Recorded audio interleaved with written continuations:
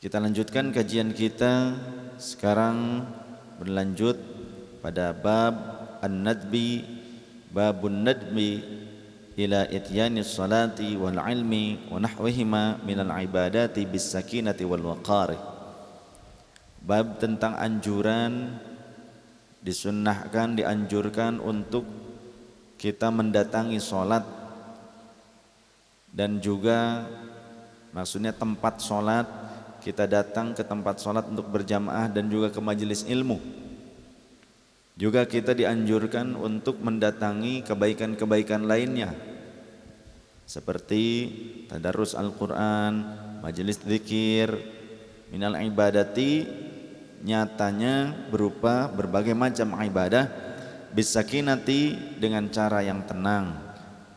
Kita harus tenang, harus perlahan, wal waqar, kita tidak tergesa-gesa. Qala Allah Ta'ala fil Qur'anil Azim, a'udzu billahi minasyaitonir rajim, bismillahirrahmanirrahim. Wa may yu'azzim sya'airallahi fa innaha min taqwal qulub. Surah Al-Hajj ayat 32. Shadaqallahul azim wa shadaqa rasulun nabiyul karim wa ala dzalika minasyahidin wasyakirin walhamdulillahirabbil alamin. Waman, dan siapa orangnya itu yu'azzim, orang tersebut mengagungkan sya'airallahi, atas syiar-syiarnya Allah, fa innaha, maka sesungguhnya orang tersebut itu min taqwal qulub, sebagian daripada orang-orang yang memiliki ketakwaan di dalam kalbunya. Ketika kita menunjukkan beberapa syiar-syiar agama Allah, bahkan kita agungkan seperti sholat jamaah, kemudian majelis ilmu, kemudian juga majelis zikir, kita agungkan, kita ramaikan, kita buat meriah majelis zikir, kita besarkan majelis ilmu, kita ramaikan sholat jamaah, kita penuhi masjid ketika waktu-waktu yang memang tidak masuk dalam kondisi pandemik yang membahayakan sekitar masjid tersebut. Itu termasuk syiar-syiar Islam, termasuk juga takbiran pada saat hari raya, ya, itu juga syiar Islam. Dan dakwah itu juga syiar-syiar Allah Ta'ala, dan banyak yang lainnya yang merupakan bentuk ibadah yang patut untuk disyiarkan, yang patut bahkan untuk diagungkan. Wa may yu'azzim sya'airallah, dan siapa yang mengagungkan syiar-syiarnya Allah, maka sungguhnya fa innaha min taqwal qulub, itu keluar dari kolbu yang bertakwa. Jadi orang yang mengagungkan syiarnya Allah termasuk mengagungkan ahli ilmunya, termasuk mengagungkan ahli zikir. Itu juga sama dengan mengagungkan syiar-syiarnya Allah. Karena tidak mungkin ada perkembangan atau pengembangan dari syiarnya Allah jika tidak ada ahlinya. Harus ada ahlinya. Mengembangkan ilmu, nasyrul ilmi, menyebarkan ilmu, tentu harus ada ahli ilmu. Sehingga dalam beberapa riwayat dijelaskan kun aliman, jadilah engkau menjadi orang yang alim, atau muta'alliman, atau menjadi santri. Kalau enggak jadi santri, au mustami'an, atau menjadi pendengar, mustami' saja, tidak sampai pada level murid, tidak sampai pada level santri, muta'allim, tapi levelnya cuma mustami', pendengar saja. Au muhibban, atau jadilah engkau menjadi pecinta dari ilmu dan ahli ilmu, pecinta santri. Wala takun khamisan, dan jangan jadi yang kelima apa? Menjadi pembenci. Fatahlik, maka engkau akan rusak, maka engkau akan hancur, engkau akan celaka nanti.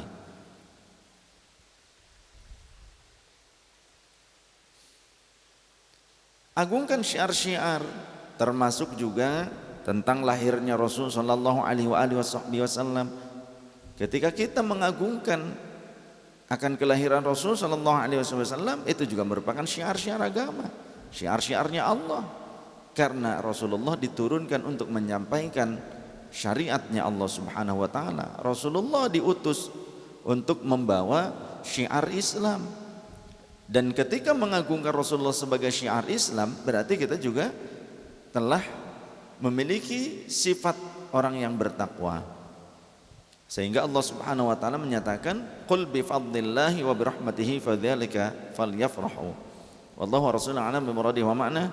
Katakan wahai Nabiku Muhammad, bi fadlillah, dengan fadlnya Allah, al ilmu, yakni dengan ilmunya Allah yang ditebarkan kepada kalian, wa bi rahmatihi, dan dengan rahmatnya Allah, ay bi irsalika, yakni dengan pengutusanmu kepada mereka, kepada umat, fa bidzalika, maka hendaknya dengan kedua perkara agung tersebut, falyafrahu, kalian berbahagia. Jadi kita diperintahkan oleh Allah untuk berbahagia ketika kita senang mendapatkan ilmu, ketika kita bisa duduk berkumpul bersama ulama, ketika kita bisa khidmat kepada ulama. Wahai anak-anakku, bercita-cita menjadi ulama itu mulia. Akan tapi jika tak cukup ilmu untuk menjadi ulama, janganlah memaksakan diri ingin diakui sebagai ulama. Cukup saja kita menjadi santrinya ulama dan khidmat kepada mereka, sehingga kita menjadi orang yang bermanfaat untuk sesama.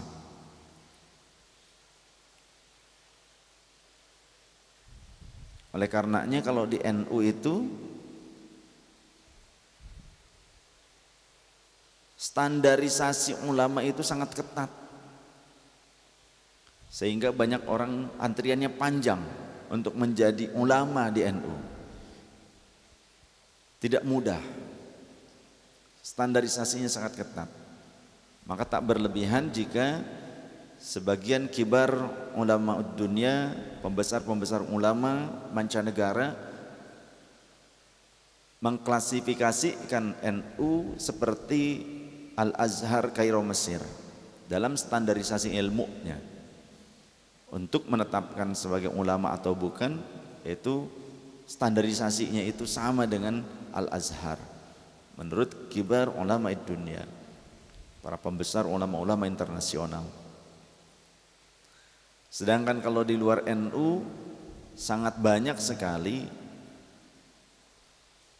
orang mudah mengulamakan seseorang, bahkan andai pun hanya berpikiran seperti pikiran Khawarij, Mu'tazilah, Jabariyah, maka akan sangat mudah digadang-gadang sebagai ulama. Bahkan ada orang yang menganggap sapi pun bisa menjadi ulama.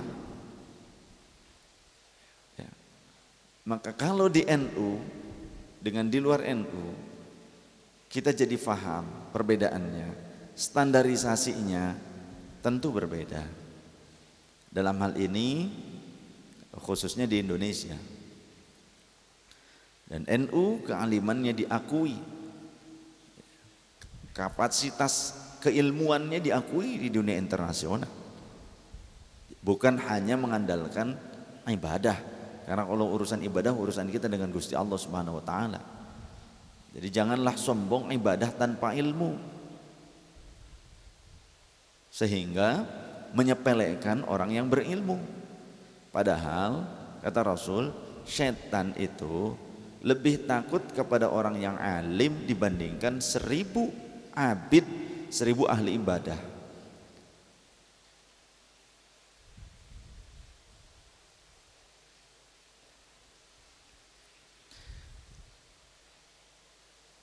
Wa an Abi Hurairah radhiyallahu anhu qala, dan diriwayatkan dari Abi Hurairah radhiyallahu anhu, ia berkata, sami'tu Rasulullah sallallahu alaihi wasallam yaqulu, aku mendengar baginda Rasul sallallahu alaihi wasallam beliau bersabda, idza uqimatis salatu fala ta'tuha wa antum tas'auna wa'tuha wa antum tamshuna.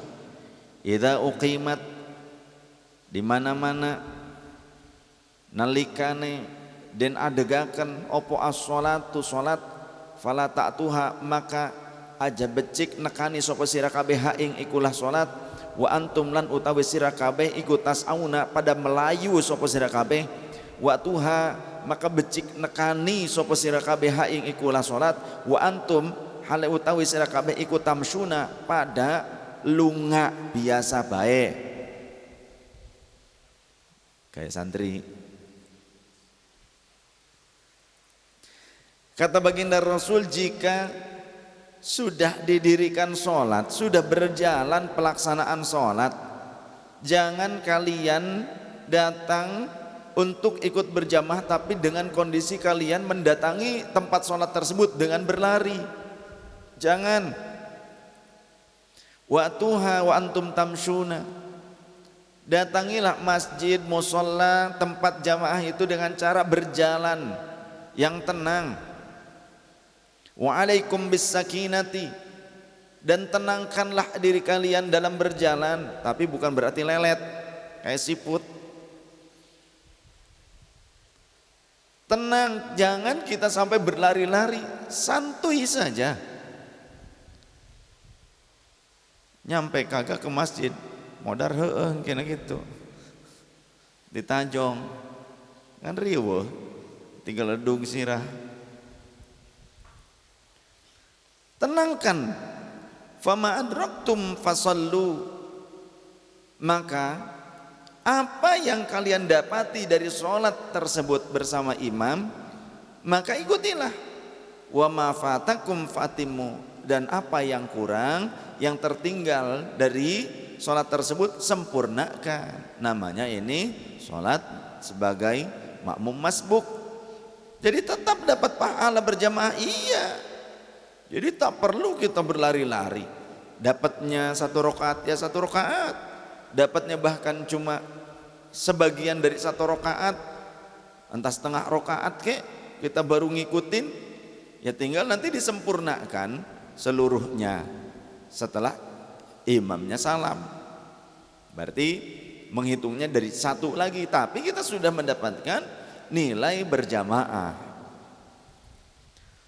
Contoh salat maghrib imam sudah rakaat ketiga, kita sampai ke masjid, sampai ke musola, ternyata pas kita mau takbiratul ihram, imam ternyata sudah keburu bergerak menuju ruku. Kita baru mau Allahu Akbar takbiratul ihram, ternyata imam bergerak menuju ruku. Allahu Akbar, atau bersamaan dulu ya, bersamaan dulu. Pas kita takbir Allah, takbiratul ihram nih, baru masuk sholat kita nih, takbiratul ihram, Allahu Akbar, baru Allahu, imam ruku, takbir intiqal, Allahu Akbar, kita baru selesai akbar. Maka gak usah kita baca Al-Fatihah apalagi doa iftitah dulu, langsung saja ikut ruku.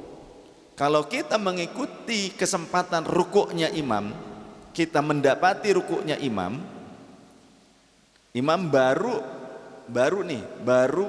bergerak ruku, kita baru pas berbarengan dengan takbiratul ihram kita, Allahu Akbar, imam ruku nih, kita ikut saja ruku. Atau imam baru ruku, Allahu Akbar, kita baru takbiratul ihram, Allahu Akbar, tapi langsung kita ikuti ruku, Allahu Akbar. Kita masih mendapati rukuknya imam minimal sebatas ukuran minimalnya tumakninah. Mana ukuran minimal tumakninah? Seukuran mengucapkan subhanallah.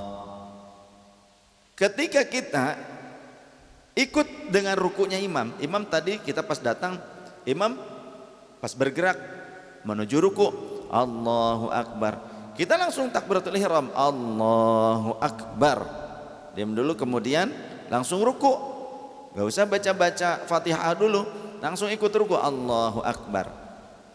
Mengikuti rukuknya imam ada kesempatan seukuran tumakninah, berbarengan dengan imam sekira-kira seukuran mengucapkan subhanallah yang sempurna, yang tartil, maka kita sudah mendapatkan 1 rakaat sebetulnya. Jadi dihitung satu rakaat kita sudah mengikuti, lanjut mengikuti imam.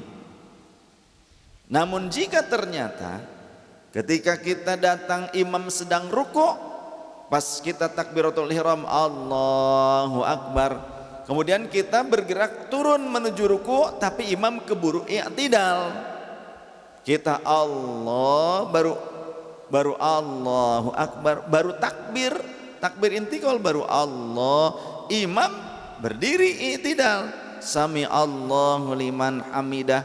Maka jangan menilai, jangan menghitung rakaat ini sebagai satu rakaat bagi kita, ya. Jadi kita berarti ikut, ini sudah masuk sholat jamaah, tapi jangan dihitung rakaat pertama bagi kita. Jadi rakaat pertamanya yang berikutnya yang sempurna mengikuti rukunya imam. Begitu. Sah sholatnya, ya sah, ikut berjamaah. Bahkan kalaupun imam ini di rakaat ketiga, di rakaat terakhir, kita tetap telah dinilai mengikuti sholat jamaah, tapi rakaat yang ini jangan dihitung satu karena kita tidak sempurna berbarengan ruku dengan imam, tidak mendapati bagian dari rukuknya imam karena imam sudah keburu i'tidal, kita baru intikal ruku. Intikal itu berpindah, berganti posisi. Bahkan andai pun imam sedang tasyahud akhir, sedang tahiyat akhir, kita masuk dalam sholat Allahu Akbar, langsung duduk ikut tahiyat. Jangan baca Fatihah dulu, ruku dulu, i'tidal dulu, sujud dulu, kemudian sampai ngikut tasyahud, langsung duduk. Jadi takbiratul ihram Allahu Akbar, diam seukuran subhanallah kira-kira, ya, subhanallah, seukuran itu, seukurannya. Kemudian langsung duduk Allahu Akbar, ikut duduk, ya, tasyahud. Tapi jangan hitung rakaat ini sebagai rakaat pertama kita, jangan. Tapi ini terhitung sebagai sholat berjamaah dinilainya, walaupun kita cuma mendapati tasyahud akhirnya imam. Jadi setelah imam salam kita berdiri, nah barulah ini mengawali pada hitungan pertama dari rakaat kita yang sempurna.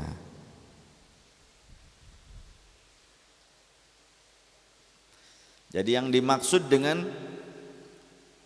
siapa yang mendapati rukuknya imam, artinya memang benar mendapati, bukan menyaksikan, ya. Beda dengan siapa yang menyaksikan rukuknya imam, beda. Tapi katanya, kalimatnya, maksudnya kalimatnya mengandung makna siapa yang mendapati, adrok, ya, adroka,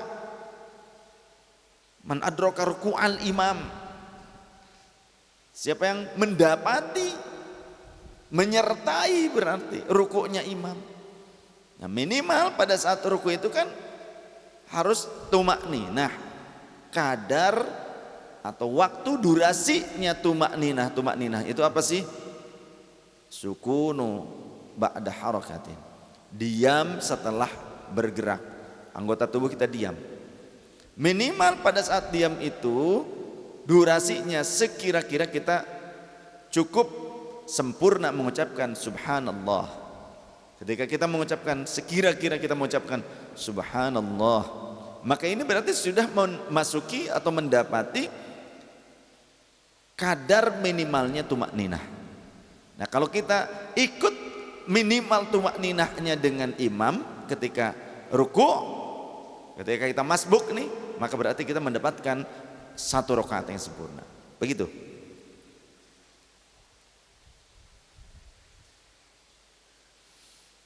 Tenang, tenang, tenang. Ketika kita mau sholat, jangan gerasa gerusuh. Hadis ini disepakati kesahihannya oleh Imam Bukhari dan Imam Muslim, muttafaq alaih. Imam Bukhari dan nomor hadis 908, Imam Muslim nomor hadis 602. Bahkan zada Muslimun fi riwayatin lahu, di dalam riwayat Imam Muslim ada tambahan redaksi dari hadis ini dengan kalimat, ini masih redaksional dari Rasulullah tapi melalui jalur Imam Muslim, fa inna ahadakum idza kana ya'midu ila sholati fa huwa fi sholatin.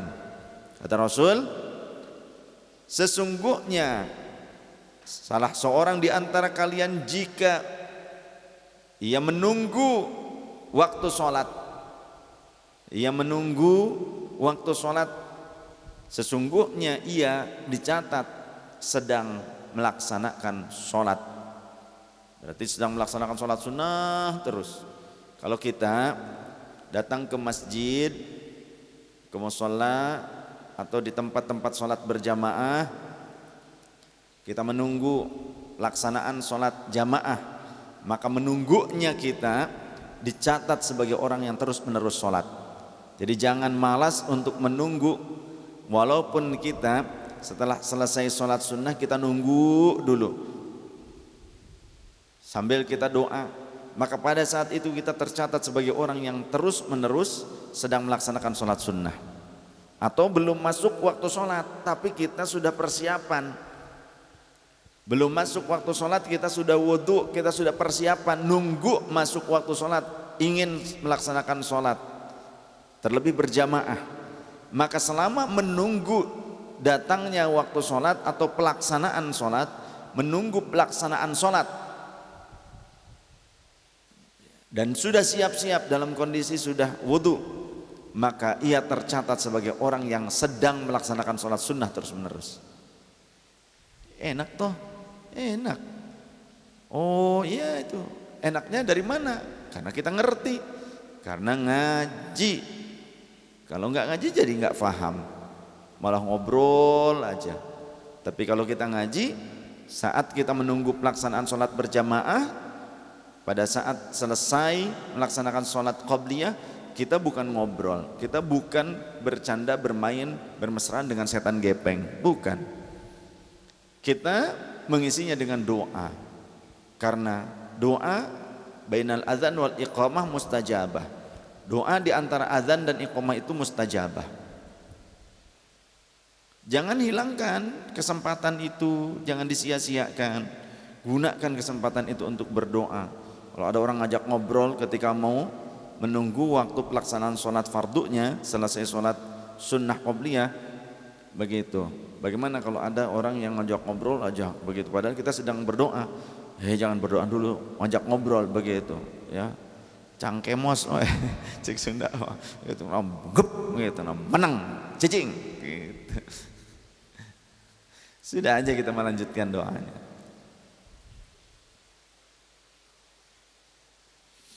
وعن ابن عباس رضي الله عنهما أنه دفع مع النبي صلى الله عليه وسلم يوم عرفة.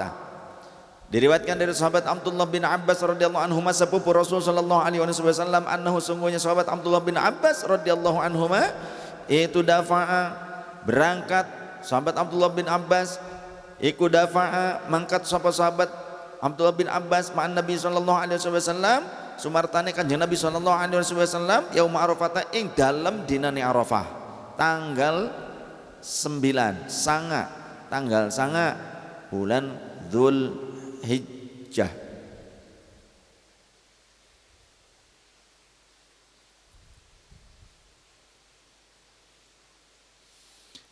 Sesungguhnya sahabat Abdullah bin Abbas radhiyallahu anhuma, beliau berangkat bersama Nabi sallallahu alaihi wasallam pada hari Arafah. Fasami'an Nabi sallallahu alaihi wasallam, maka mendengar siapa baginda Nabi sallallahu alaihi wasallam, wara'ahu, ke arah atau dari arah bagiannya, arah bagian belakangnya Rasul. Maka Rasulullah mendengar di bagian belakang Rasul itu ternyata zajaran syadidan, mendengar suara teriakan yang keras, wadorban, dan cambukan, wasautan lil ibili, dan bentakan pada seekor unta terdengar di belakang beliau. Fa asyara bi sautihi ilaihim, maka lalu baginda Rasul berisyarah, berkata yang ditujukan ke arah suara tersebut. Wa qala, dan Rasulullah berkata, ayyuhan nas, hei kalian manusia, alaikum bis sakinati, tenang dong, santuy saja, kata Rasul begitu. Santuy dong, jangan begitu, jangan teriak-teriak, nyambuk-nyambuk, jangan marah-marah begitu. Santuy, santuy. Ya, tenang, tenang, tenang. Pelanin suara. Jangan nyambuk-nyambuk unta. Fa innal birra laisa bil idha'i. Jangan marah-marah kepada unta. Karena apa? Karena sesungguhnya al birra, kepatuhan yang di sini, kebaikan yang dimaksud, tapi kepatuhan. Kepatuhan unta tersebut laisa bil idha'i, tidak akan didapati dengan cara tergesa-gesa. Kalau mau mendidik itu jangan sampai tergesa-gesa, gampang marah, jangan. Gak apa-apa. Santai, memberikan pendidikan. Dididik ngurus burung, burung mati, gak usah dimarahi. Ya karena sudah mati burungnya, gimana? Sudah santai, berarti memang nasibnya burung. Gitu. Dan nasib yang punya burung, begitu. Ya, nggak usah dimarahi, biarin saja. Kalau perlu kasih duit, sudah merawat, alhamdulillah gitu. Jadi kalau kita mau mendidik hewan sekalipun, jangan dengan kekerasan, tapi harus dengan ketenangan, perlahan-lahan. Apalagi manusia, mendidik manusia jangan sampai kita seperti mematahkan rotan. Memang ada kalanya ngeselin, tapi perlu kita sabar, perlahan-lahan dalam mendidik. Kepada keluarga kita juga jangan dengan kekerasan mendidiknya, harus dengan kesabaran. Hadis ini diriwayatkan oleh Imam Bukhari, nomor hadis 1671 dalam sahihnya. Juga di dalam riwayat Imam Muslim,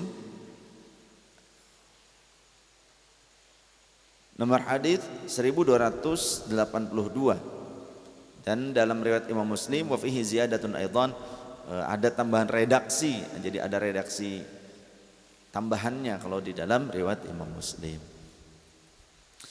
Dari hadis itu dapat kita ambil pelajaran, dapat kita pelajari pelajarannya, hikmahnya bahwasannya bersikap tenang, santai, tidak rusuh, tidak reaktif menghadapi segala ujian, segala permasalahan hidup. Supaya apa? Supaya kita tidak salah dalam mengambil keputusan. Jangan kita ceroboh dalam bertindak. Berfikirlah yang matang dan tenang supaya kita bisa mengambil keputusan yang tepat. Tidak kita mengambil keputusan yang justru akan kita sesali di kemudian waktu.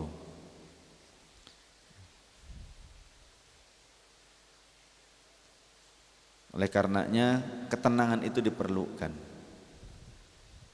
Jangan sampai saat diskusi, saat bicara nyerocos, nggak tenang. Bagaimana bisa mengambil manfaat dari pembicaraan dengan orang lain kalau nyerocos aja. Kalau burung gacor bagus, tapi kalau manusia gacor, bocor, ya jelek. Harus tenang.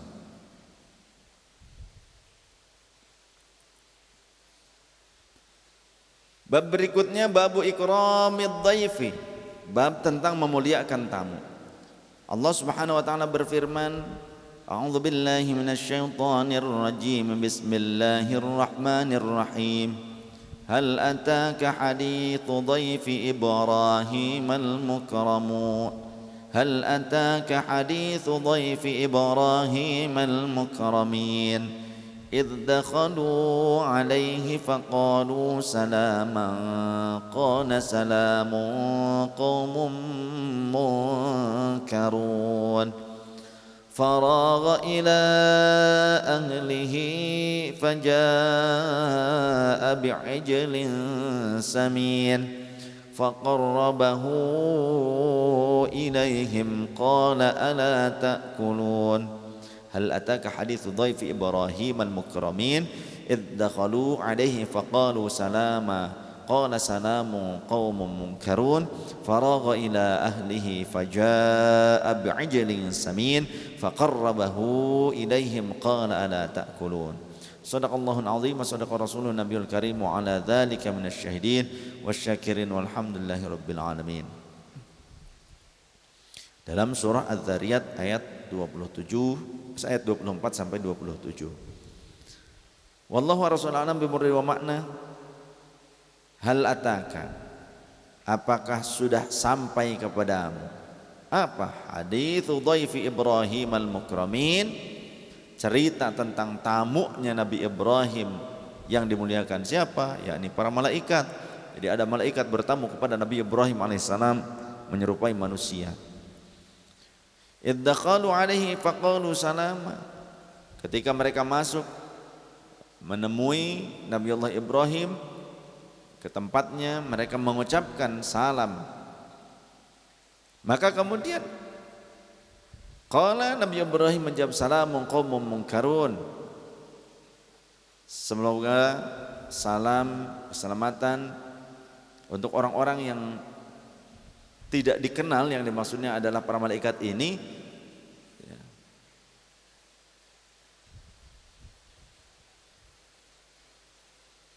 Mereka kan tidak dikenal oleh Nabi Ibrahim, tapi tetap Nabi Ibrahim menjawab dengan jawaban yang baik, dengan salam. Juga salam untuk kalian wahai orang-orang yang tidak aku kenal. Maksudnya begitu. Faragha ila ahlihi faja'a bi'ajlin samin. Maka ketika ia sudah selesai, ketika ia pergi dengan diam-diam menemui keluarganya, Nabi Ibrahim maksudnya ketika selesai berbicara, berbincang sejenak pada saat menerima tamu tersebut, kemudian Nabi Ibrahim pergi ke keluarganya ada di dalam rumah. Faja'a bi'ajlin samin, pergi dengan diam-diam. Faqarrabahu ilaihim qala ala ta'kulun. Kemudian faja'a bi'ajlin samin, Nabi Ibrahim membawa daging anak sapi yang gemuk yang dibakar ya. Faqarrabahu ilaihim, kemudian dihidangkan kepada tamu-tamunya. Qala, maka kemudian berkata, ala ta'kulun, silahkan kalian makan. Kenapa kalian tidak memakannya? Ternyata setelah beberapa saat ditunggu, tamunya tidak makan. Maka kemudian tamunya berterus terang bahwa mereka adalah para malaikat Allah Subhanahu wa taala. Di dalam riwayat yang lain,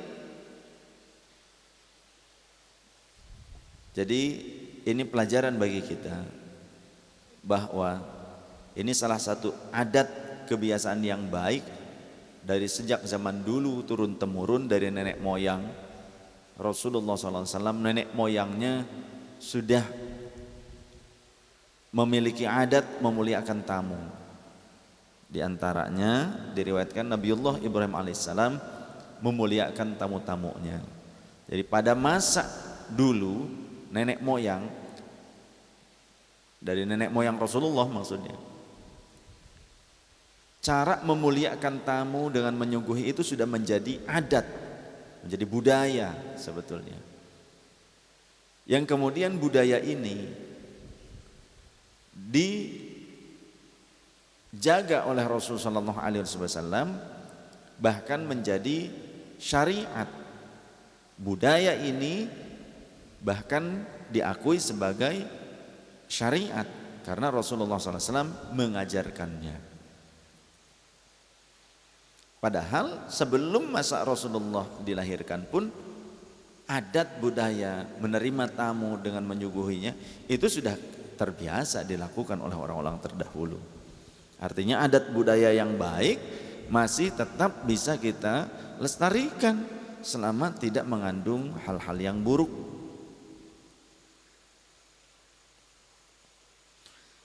Dalam keterangan ini juga menjadi anjuran bagi kita, pendidikan bagi kita supaya kita bisa menghormati tamu, memuliakan tamu. Jangan enggan menerima tamu, karena dalam suatu riwayat ternyata ketika tamu datang ke dalam rumah kita, datang ke rumah kita, walaupun mungkin di teras diterimanya, di luar, di depan, di ruangan tempat menerima tamunya, bukan di bagian dalam tapi di luar, di teras, kita muliakan mereka, kita suguhi mereka gitu. Tapi dengan tetap kita berhati-hati supaya jangan sampai kita dimanfaatkan, jangan sampai ada orang-orang yang bertindak bodoh, bertindak jahat ya, akan memanfaatkan kita. Jadi tetap kita harus hati-hati sekiranya tidak kenal, atau kenal sekalipun tapi ternyata kita kenal kelakuannya jelek.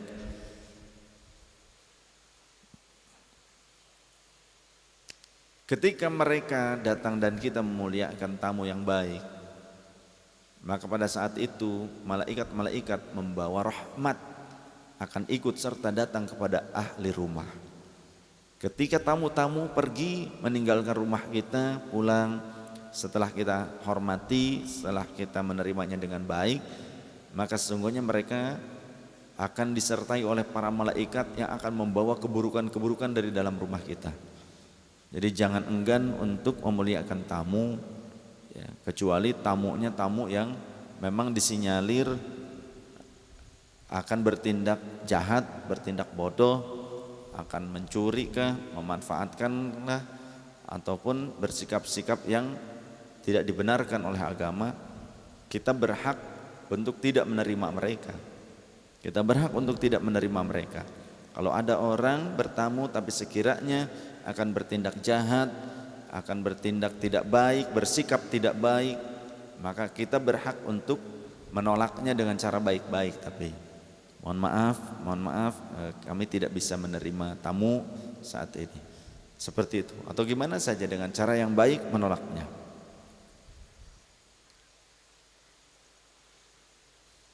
Ada orang mau nipu kelihatannya.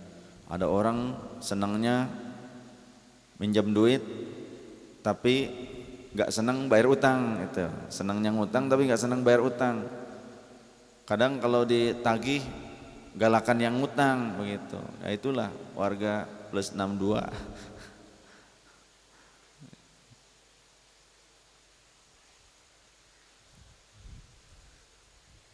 Di kita kan gitu. Kadang yang dikasih lebih galak dari yang ngasih juga ada banyak. Yang minta lebih galak daripada yang ngasih. Minta bansos tapi ngoceh mulu. Gitu kan? Banyak sih kita sekarang. Bahkan dalam sebuah riwayat ketika tamu pulang keluar rumah, ditunjukkan oleh Rasulullah SAW, tuh lihat olehmu. Apa yang terlihat? Ternyata ada kalajengking, kelabang, ular dari rumah tersebut keluar, ya, mengikuti keluarnya tamu. Ternyata keburukan-keburukan itu ikut keluar dari rumah kita. Kalau tamunya baik, tamunya benar, bukan niat julid, bukan niat nipu, bukan niat jahat.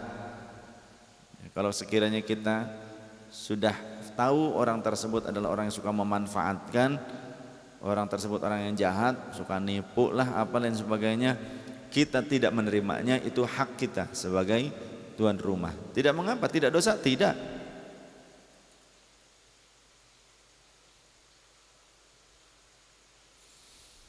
Allah Subhanahu wa taala juga berfirman, Bismillahirrahmanirrahim. وَجَاءَهُ قَوْمُهُ يُهْرَعُونَ إِلَيْهِ وَمِنْ قَبْلُ كَانُوا يَعْمَلُونَ السَّيِّئَاتِ قَالَ يَا قَوْمِ هَؤُلَاءِ بَنَاتِي هُنَّ أَطْهَرُ لَكُمْ فَاتَّقُوا اللَّهَ وَلَا تُخْزُونِ فِي ضَيْفِي alaysa minkum rajulur rasyid. Sadaqallahul azim wa sadaqa rasulun nabiyul karim wa la dzalika minasyahidin wasyakirin walhamdulillahi wa minallahu rasulun al-barid wa ma'na. Waja'ahu, dan datanglah kepadanya siapa? Qaumuhu, kaumnya, yuhra'una, halnya dengan tergesa-gesa, ilaihi, kepadanya. Wa min qablu kanu ya'maluna sayyi'at, dan sejak dahulu dan sebelumnya atau sejak dahulu, wa min qablu, dan sejak lampau, kanu adalah mereka, ya'maluna sayyi'at, orang yang terbiasa melakukan perbuatan-perbuatan yang keji. Qala, maka Nabiullah Lut alaihi salam berkata, ya qaumi haula'i banati hun atharu lakum. Ketika kaum Nabi Lut mereka menyetubuhi laki-laki dengan laki-laki, menjadi gay, kemudian perempuan dengan perempuan, maka perbuatan tersebut adalah perbuatan yang keji, perbuatan yang buruk yang diingkari oleh Nabiullah Lut, sampai-sampai Nabiullah Lut berani menikahkan putrinya kepada orang yang mau menikahinya dari laki-laki. Daripada kalian itu malah ternyata berhubungan intim antara laki-laki dengan laki-laki, kawin dengan laki-laki lagi, laki-laki dengan laki-laki, perempuan dengan perempuan. Lebih baik kalian nih kalau mau sudahlah yang laki-laki, siapa yang mau menikahi putriku, kata Nabiullah Lut alaihissalam. Ya qaumi haula'i banati hunna taharu lakum, itu lebih bersih, lebih suci bagi kalian, lebih baik bagi kalian. Fattaqullaha wa la tukhzuni fi dhaifi, maka bertakwalah, takutlah kalian kepada Allah Subhanahu wa taala. Wala tukhzuni fi dhaifi, dan janganlah mencemarkan namaku terhadap tamuku ini. Siapa? Yakni para malaikat.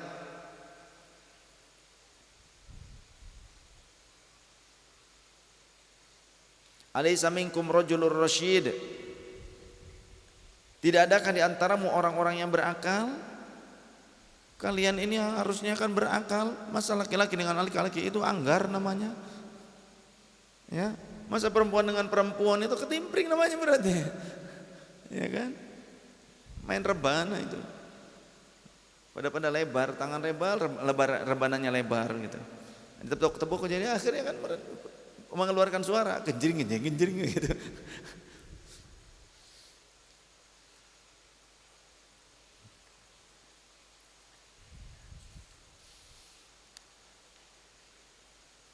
Untuk kajian pagi hari ini saya rasa cukup. InsyaAllah kita akan lanjutkan pada hari berikutnya, dikarenakan waktunya tidak cukup.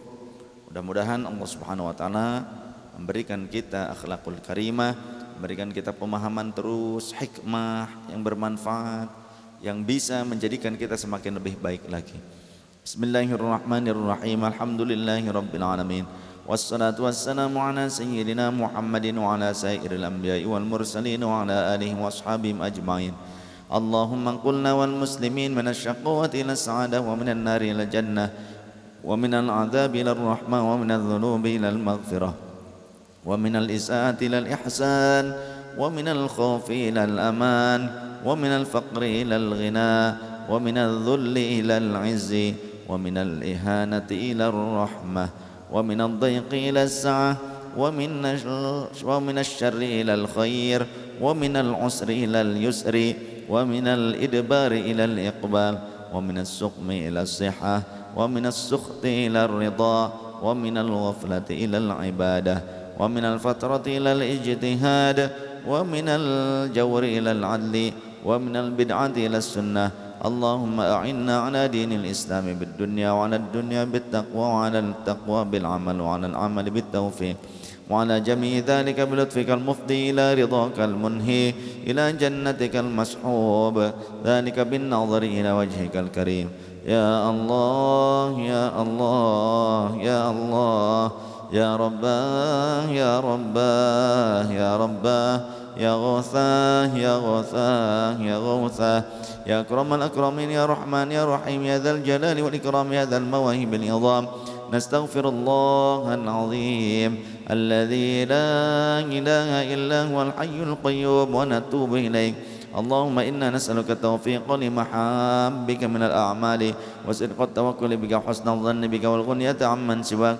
إلهنا يا لطيف يا رزاق يا ودود يا وهاب نسألك تأهلا بك واستغراقا فيك لطفا شاملا من لدنك ورزقا واسعا هنيئا مريا وسنا طويلا وعملا صالحا في الإيمان واليقين وملازمة في الحق والدين وعزا وشرفا يبقى يتأبدون أشياء يسوبه تكبر ولا وطون ولا فساد إنك سميع قريب وصلى الله على سيدنا محمد النبي الأمي وعلى آله وصحبه وسلم سبحان ربك رب العزة عما يصفون وسلام على المرسلين والحمد لله رب العالمين. Subhanakallahumma bihamdika asyhadu an la ilaha illa anta nastaghfiruka wa natubu ilaik.